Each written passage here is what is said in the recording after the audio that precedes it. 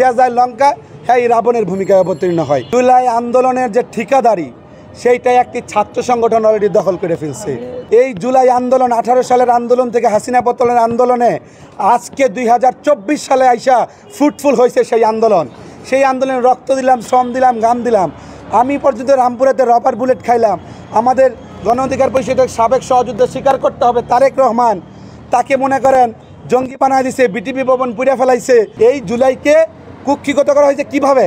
প্রধান উপদেষ্টা যখন বলে, উপদেষ্টার প্রতি সবার আস্থা আছে, উনি যখন বলে যে মাস্টারমাইন্ড ওরা, মাস্টারমাইন্ড তারা, এই আন্দোলনের আবাল বৃদ্ধ বনিতা টোকাই থেকে ধরে, ওরা কি বুঝে নাকি ভাই? টোকাইরা বুঝে যে ভাই কি আন্দোলন সংগ্রাম, আমার ক্ষমতা লাগবে, টোকাইয়ের ক্ষমতা লাগবে, আবাল বৃদ্ধ বনিতার ক্ষমতা লাগবে। ওদের তো ক্ষমতার দরকার ছিল না। ওরা জানে আমার বাইরে নির্যাতন করছে, গুলি করছে, হত্যা করছে। এটা কেটা করছে? খুনি হাসিনা, তার বিরুদ্ধে প্রতিবাদ গড়ে তুলতে হাতে যা পাইছে সেটা তুলে নিক্ষেপ করছে। RICL TMX, যুগের পর যুগ স্থাপনা থাকে মজবুত। ওদের কি অবদান নাই?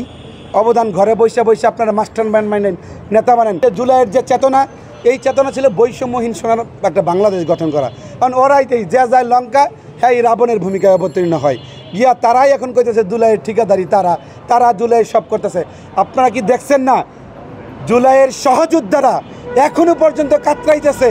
তারা আন্দোলন সংগ্রাম করতে হয় কেন তাদের আন্দোলন সংগ্রাম করতে হয়? তাদের প্রপার চিকিৎসা পাওয়ার জন্য। তাহলে এটা কি চেতনা বাণিজ্য করতেছে না ভাই? জুলাইয়ের চেতনা বাণিজ্য হচ্ছে না? আমরা বারবার বলেছি তাদের যারা আহত তাদেরকে একটা ডোনেশন, তাদের অর্থ দিবে। 1400 মানুষের হত্যা এবং 30,000 মানুষের আহত পঙ্গুত্ব বরণকে যারা চেতনা বাণিজ্য করছে, তাদের মাধ্যমে আপনারা কেমন বাংলাদেশ প্রত্যাশা করেন? আপনারা কি বৈষম্যহীন বাংলাদেশ প্রত্যাশা করেন? যারা বৈষম্যহীনের কথা বলছে তারাই বৈষম্য করে সব জায়গায় বেড়াচ্ছে। তাদেরও তো দেখছেন 7 লাখ টাকা ডোনেশনের জিনিস, মানে তাদের টাকা দিয়েছে। টেন্ডারবাজি, সাদাবাজি, বিভিন্ন জায়গায় পদ বাণিজ্য শুরু থেকে কোনো জায়গায় তাকে বাতিল নাই। আপনারা আমি লিখে রাখেন, আপনারা জাস্টিফাই করে দেখেন তাদের কতিপয় নেতৃবৃন্দ কত কোটি টাকার মালিক হয়েছে, কয়দিনে কোটি কোটি টাকার মালিক হয়ে গেল। এই টাকা কার? এই জুলাইকে চেতনা যদি করত, এই বাংলাদেশের মানুষ নতুন করে স্বপ্ন দেখতো, আগামীতে বাংলাদেশকে এই জুলাই চেতনা বেস্ট বাংলাদেশ তৈরি করতো। ওই দিনের শর্ট টাইমের মধ্যে চেতনার একদম মনে করেন শেষ করে ফেলাইছে। আগামীর বাংলাদেশের মানুষ জুলাইকে সেন্টার্ড করে স্বপ্ন দেখতো, অথচ কয়েকদিনে মনে করেন তাদের ব্যক্তিগত পৈতৃক সম্পত্তি বানায় জুলাই চেতনাকে নিজেরা কুক্ষিগত ধারণ করে একবারে জুলাই চেতনার মনে করেন শেষ করে দিয়েছে। সুতরাং আগামীর বাংলাদেশের নেতৃত্ব দিতে এই তরুণ নেতৃত্বরা, তরুণদের প্রতি মানুষের যে ভরসা, যে আশ্বাস, বিশ্বাস ছিল, সেই বিশ্বাস আর ধ্বংস করছে এই ধরনের তরুণ নেতৃবৃন্দরা।